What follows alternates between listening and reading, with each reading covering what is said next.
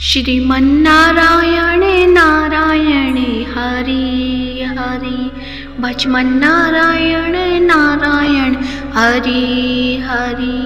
तेरी लीला है न्यारी न्यारी हरि हरि। श्रीमन्नारायण नारायण हरि हरि, भजमन्नारायण नारायण हरि हरि। जय श्री कृष्णा। नमस्कार प्रिय भक्तजनों, मैं नूपुर आप सभी का मायरा बॉयज चैनल में हार्दिक स्वागत करती हूँ।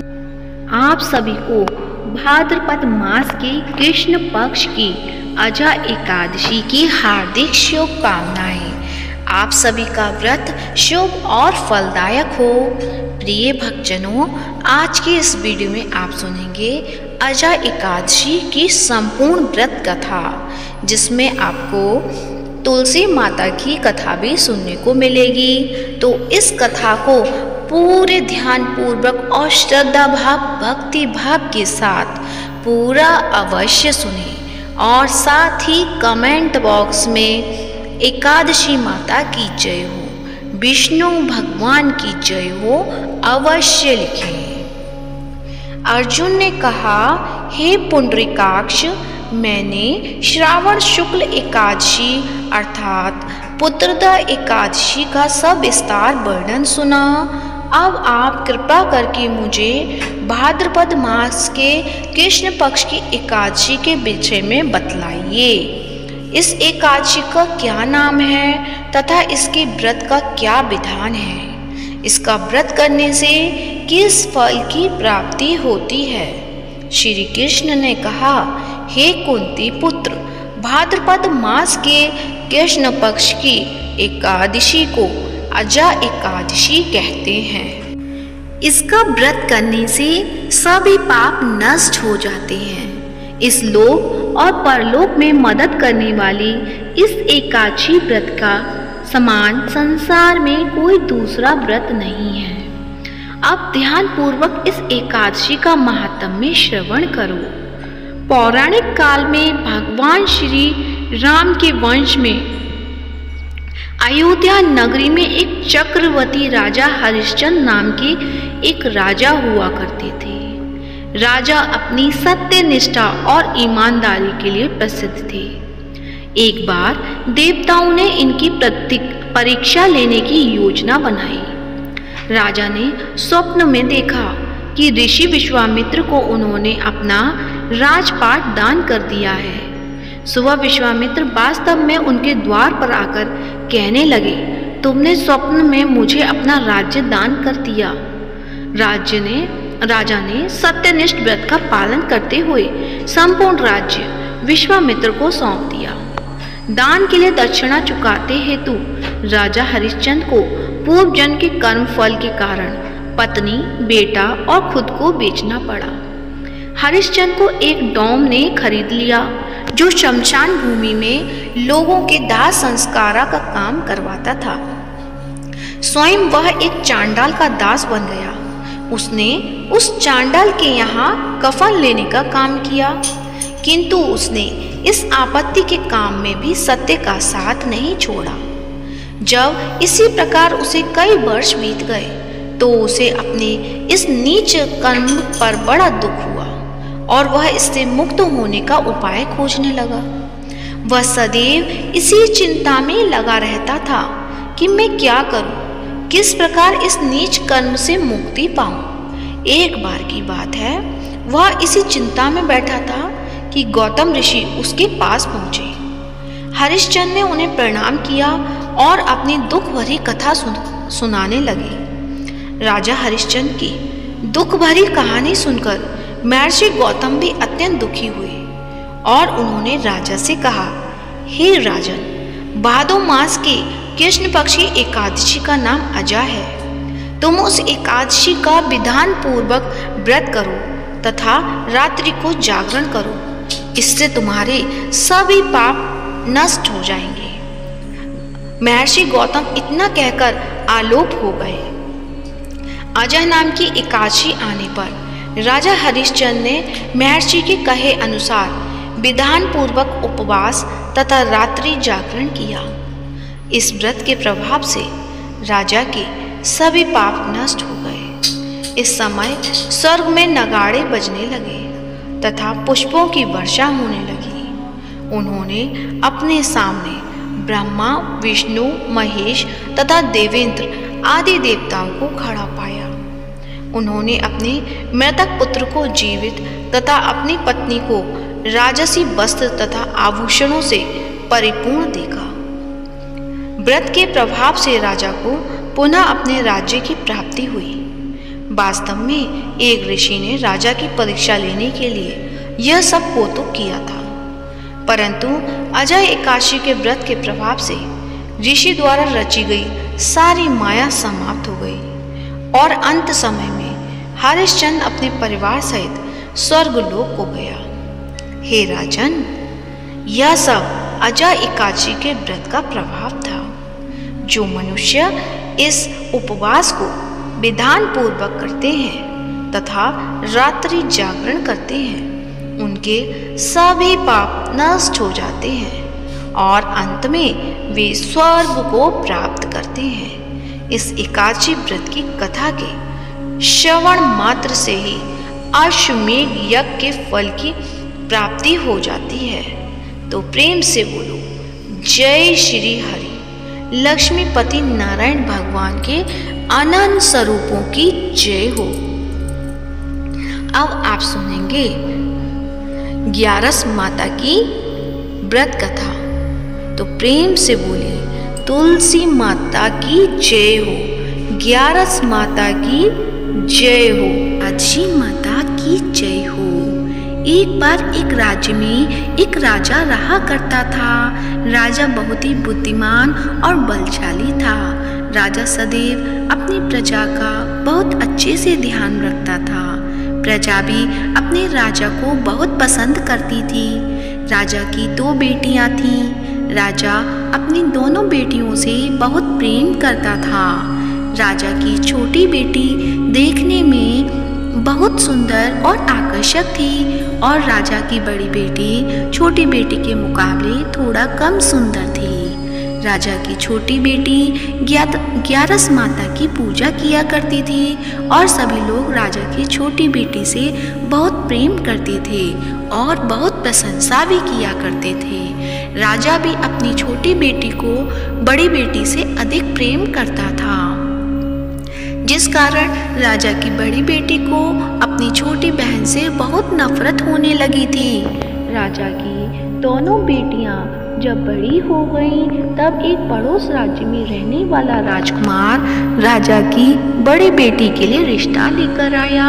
लेकिन जैसे ही उस राजकुमार की नज़र राजा की छोटी बेटी पर पड़ी, तो वह राजकुमार राजा की छोटी बेटी पर आकर्षण हो गया और उससे पहली नज़र में प्रेम कर बैठा।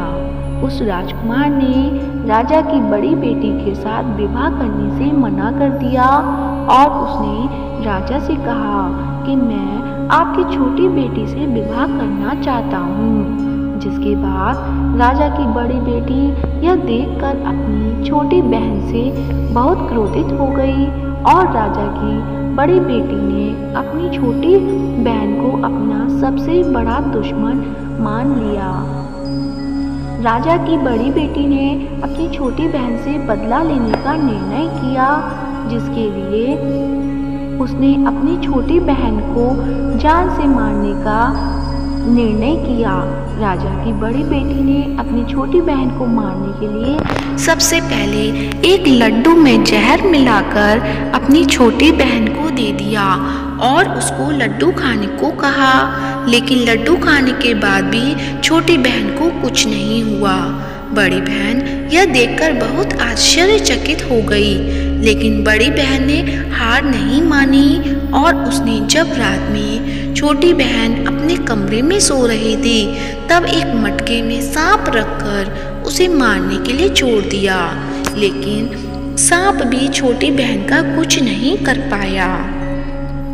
जिसके बाद बड़ी बहन ने अपनी छोटी बहन से कहा कि चलो हम लोग कुएं से पानी भरकर लाते हैं। जिसके लिए वह अपनी छोटी बहन को पानी भरने के बहाने कुएं के पास ले गई और उसने अपनी छोटी बहन को कुएं में धक्का दे दिया।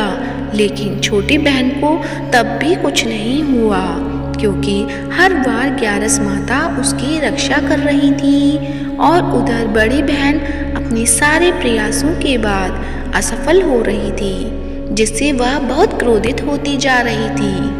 फिर उसने अपनी छोटी बहन के पास जाकर उससे खुद ही पूछ लिया कि मेरी छोटी बहन, तुमको पता है भगवान ने सबकी मृत्यु एक निश्चित समय पर लिखी हुई है, और कैसे तुम्हारी मृत्यु होगी क्या यह तुम जानती हो? तब छोटी बहन ने अपनी बहन को बताया कि हाँ, मैं जानती हूँ मेरी मृत्यु कैसे होगी। छोटी बहन से यह सुनकर बड़ी बहन मन ही मन बहुत प्रसन्न होने लगी और उसने अपनी छोटी बहन से कहा, तुम मुझे अपनी मृत्यु का राज बताओ। छोटी बहन ने अपनी बड़ी बहन से कहा कि मेरी मृत्यु तो एक तोते में है, जो तोते के गले में एक हार है, उससे मेरी मृत्यु होगी। जब तक कोई भी व्यक्ति तोते को मारकर वह हार अपने गले में पहनेगा तो मैं मूर्छित हो जाऊंगी, और जैसे ही उस हार को अपने गले से उतारेगा तो मैं वापस जीवित हो जाऊंगी। अपनी छोटी बहन की मृत्यु का राज जानकर बड़ी बहन बहुत ही खुश हुई और उसने अपनी छोटी बहन को मारने के लिए उसके पालतू तोते को ढूंढना शुरू कर दिया। और छोटी बहन को इस बात का आभास हो गया था कि कोई उसकी जान लेना चाहता है, जिसके लिए वह अपने पिताजी के पास गई और उसने अपने पिताजी से कहा कि पिताजी, मेरी मृत्यु के बाद आप मुझे जलाइएगा मत, बल्कि आप मुझे अपनी पुरानी वाली हवेली में एक पलंग पर लिटाकर छोड़ दीजिएगा। अपनी छोटी लड़की की यह बात सुनकर राजा बहुत ही आश्चर्यचकित हो गए। राजा ने अपनी छोटी बहन से बेटी से पूछा, बेटी, तुम यह क्या कह रही हो? तब राजा की छोटी बहन ने बताया, पिताजी, समय किसी के लिए नहीं रुका है, कब क्या हो जाए किसी को कुछ पता नहीं है। और फिर राजा ने अपनी छोटी बेटी से कहा कि तुम ऐसी बातें क्यों कर रही हो? 2-3 दिन में तो तुम्हारा विवाह है। लेकिन छोटी बेटी ने अपने पिताजी को ऐसा करने पर मजबूर कर दिया और उनसे वचन ले लिया। राजा ने भी अपनी छोटी बेटी की बात स्वीकार कर ली और 2-3 दिनों के बाद जब शादी का समय आया तब राजकुमार बारात लेकर राजा के घर आया और राजकुमार और राजा की छोटी बेटी का विवाह शुरू हो गया। जैसे ही राजा की छोटी बेटी राजकुमार के साथ फेरे लेना शुरू करती है तो उसकी बड़ी बहन अपनी छोटी बहन के कमरे में जाकर उसके तोते को पकड़ लेती है और उसको जान से मार देती है। तोते की गले में जो हार था उसको अपने गले में धारण कर लेती है। जैसे ही बड़ी बहन उस हार को अपने गले में धारण करती है तो उधर छोटी बहन 3.5 फेरे ले पाती है और वहीं पर बेहोश होकर गिर जाती है। जिसके बाद राजा ने बड़े बड़े दर्द हकीमों को बुलवाया और अपनी छोटी बेटी का इलाज करने के लिए कहा। राजा की बात सुनकर वैद्य ने छोटी बेटी को जब चेक किया तो राजा ने को बताया कि छोटी बेटी ना तो जीवित है और ना ही मरी हुई है। यह मैं ऐसा पहली बार देख रहा हूँ। राजा ने वैद्य और हकीम को यह बात बाहर बताने से मना कर दिया और उनको कहा कि तुमने यह बात किसी को बताई तो हम तुम्हें फांसी दे देंगे। राजा ने अपनी छोटी बेटी को पुराने महल में ले जाकर पलंग पर लिटा दिया और वहाँ पर कुछ सैनिकों को तैनात कर दिया। वापस अपने महल पर आ गया। राजा की बड़ी बेटी अपने पिताजी के पास आई और कहने लगी, पिताजी, अगर यह शादी संपन्न नहीं हुई तो आपकी इज्जत का क्या होगा? आप कहें तो मैं आपकी इज्जत बचाने के लिए राजकुमार से शादी करने के लिए तैयार हूँ। जिसके बाद राजा ने अपनी बड़ी बेटी की बात मान ली और राजा ने बड़ी बेटी को छोटी बेटी के कपड़े पहनाकर मंडप पर भेज दिया।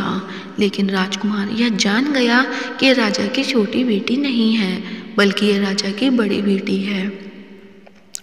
लेकिन जब राजकुमार ने शादी करने से मना किया तो सभी लोगों ने राजकुमार को विवश करके राजा की बड़ी बेटी से बचे हुए फेरों को संपन्न करा दिया और विवाह करवा दिया। जिसके बाद राजकुमार राजा की बड़ी बेटी को अपने महल ले गया। राजकुमार राजा की बड़ी बेटी से ना तो बात करता था, ना ही उसको पसंद करता था, ना ही उसके आसपास भटकता था। और राजकुमार ने यह फैसला कर लिया कि वह अपनी प्रेमिका को ढूंढ कर रहेगा और ये जानकर रहेगा कि उसके साथ क्या हुआ। एक दिन राजकुमार अपने घोड़े पर सवार होकर राजा के पुराने महल के पास पहुंच गया, जहां पर उसने कुछ सैनिकों को देखा। महल के पास जाकर पहुंचकर राजकुमार जब महल को ध्यान से देखा तो वह समझ गया कि यह तो हमारे ससुर जी का महल है। तब राजकुमार ने सैनिकों से पूछा कि तुम लोग यहाँ क्या कर रहे हो? इस महल के अंदर उस पलंग पर कौन लेटा है? जिसके बाद सैनिकों ने बताया कि यहाँ पर राजा की छोटी बेटी लेटी है। यह सुनकर राजकुमार बहुत प्रसन्न हो गया और वह तुरंत अपनी प्रेमिका के पास पहुँच गया और उसकी सेवा करने लगा। जैसे ही रात हुई तो राजा की छोटी बेटी उठकर खड़ी हो गई। राजकुमार यह देखकर बहुत खुश हो गया और उसने अपनी प्रेमिका से पूछा कि तुम यहाँ क्या कर रही हो? तुम मेरे साथ मेरे घर चलो। राजा की छोटी बेटी ने राजकुमार को सारी बातें बता दी कि मेरी जान एक तोते में बसी थी और मैंने यह बात सिर्फ अपनी बड़ी बहन को बताई थी और मुझे पता है कि उसने ही मुझे मारने का प्रयास किया है। उसके पास एक हार है जिसको वह सुबह पहन लेती है और रात को उतार देती है। जब तक वह हार को पहनकर रहती है तब तक मैं मूर्छित रहती हूँ और जैसे ही वह हार को उतार देती है तो मैं जीवित हो जाती हूँ और जब तक मेरी बड़ी बहन के पास वह हार है तब तक मैं ऐसे ही जीवित और मूर्छित होती रहूँगी। अगर मेरी बहन के पास जो हार वह मेरे हाथ में लग जाए तो मैं हमेशा के लिए जीवित हो जाऊँगी। राजकुमार की ये बात सुनकर राजा की छोटी बेटी के पास रहने का निर्णय ले लिया और उसने अपने बचे हुए सारे फेरे उस पलंग की लेटी राजकुमारी की छोटी बेटी के साथ ले लिए और अपना विवाह पूर्ण कर लिया और वहीं पर ही रहने लगा। देखते ही देखते कुछ समय में राजा की छोटी बेटी और राजकुमार की पत्नी पेट से हो गई। एक दिन राजकुमार को किसी काम से बाहर जाना पड़ा। तब छोटी बहन के पेट में बहुत तेज दर्द होने लगा। जिसके बाद ग्यारस माता का आह्वान किया। जिसके बाद वहाँ पर ग्यारस माता प्रकट हुई और उन्होंने अपने भक्त के दर्द को दूर किया और एक पुत्र की प्राप्ति करवाई। और वहीं पर अचानक से राजकुमार भी आ गया। राजकुमार ने ग्यारस माता को देखा तो वह आश्चर्यचकित हो गया और उसने तुरंत माता को प्रणाम किया और ग्यारस माता ने राजकुमार से कहा कि जब तुम्हारा तो 5 वर्ष का बालक हो जाए तो तुम अपनी पत्नी का हार आकर इसके गले में डाल देना। और देखते ही देखते राजकुमार और राजा की छोटी बेटी का पुत्र 5 वर्ष का हो जाता है। तो राजकुमार अपने बेटे से कहता है कि बेटा मैं कुछ काम से बाहर जा रहा हूँ, तुम अपनी माता का ध्यान रखना। और वहाँ से चला जाता है। राजा को बाहर निकलता देख बड़ी बहन के सैनिक देख लेते हैं और बड़ी बहन को जाकर सारी बातें बता देते हैं। जिसके बाद बड़ी बहन अपनी छोटी बहन के पुत्र को वहाँ से उठवा लेती है और उसको मरवा देती है। छोटी बेटी के पुत्र के 2 टुकड़े करवा देती है। पहला टुकड़ा चक्की के पास छिपा देती है और दूसरा टुकड़ा अपनी पलंग के नीचे रख लेती है। अब ग्यारस माता भिखारी का रूप लेकर आती हैं। एक भिखारी का रूप रखकर बड़ी बहन के पास चली आती हैं। जिसके बाद वहाँ पर भिक्षा मांगने लगती हैं। बड़ी बहन अपने नौकर से कहती है कि जाकर भिक्षा दे दो।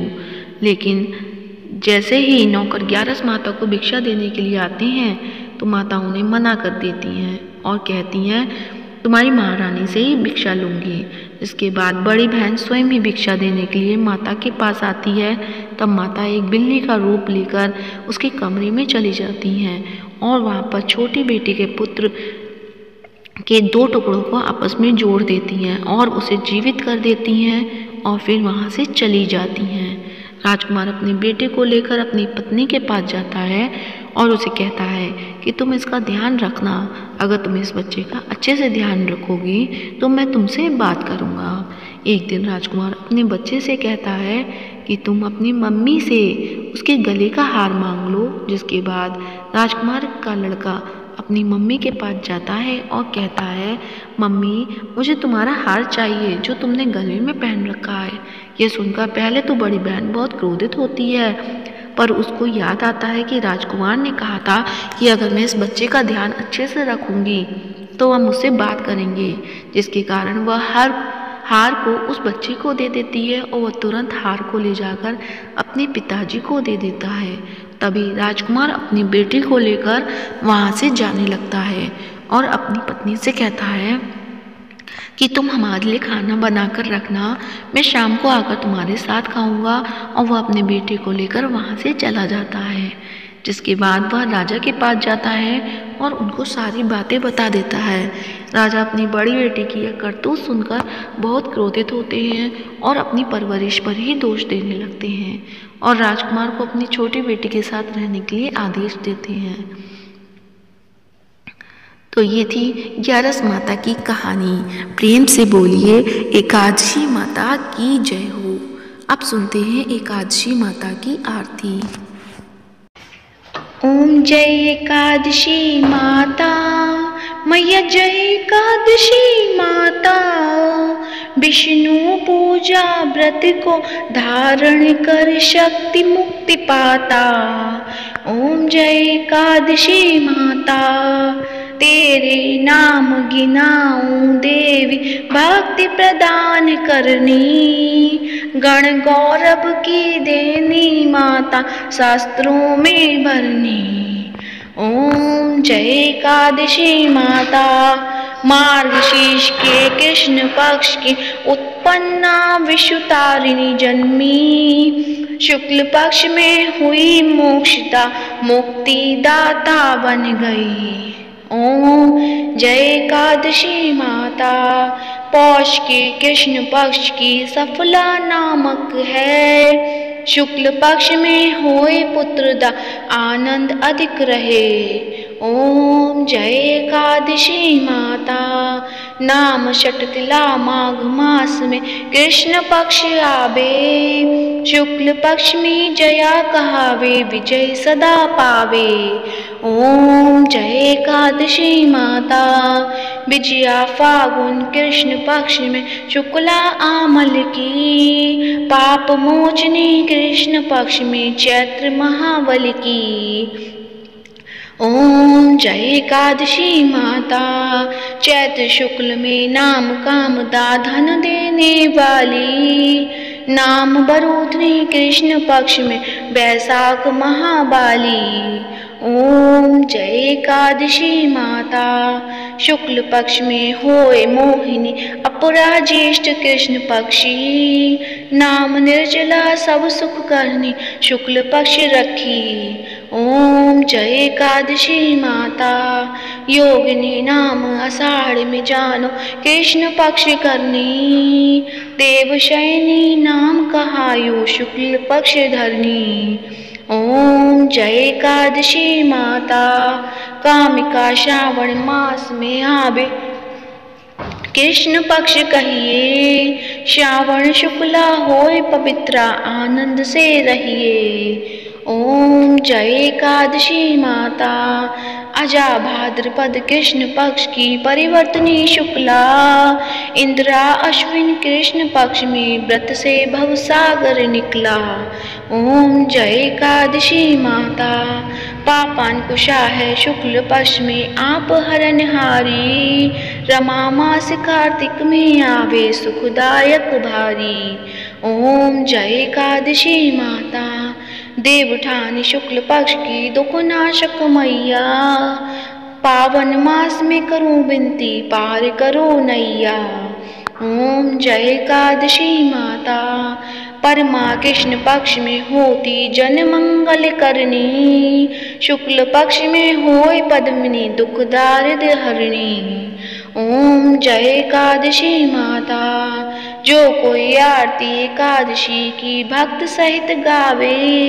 जन गुरुदिता स्वर्ग का बासा निश्चय वह पावे। ओम जय एकादशी माता। तो प्रेम से बोलिए एकादशी माता की जय हो। लक्ष्मीपति नारायण भगवान के अनंत स्वरूपों की जय हो।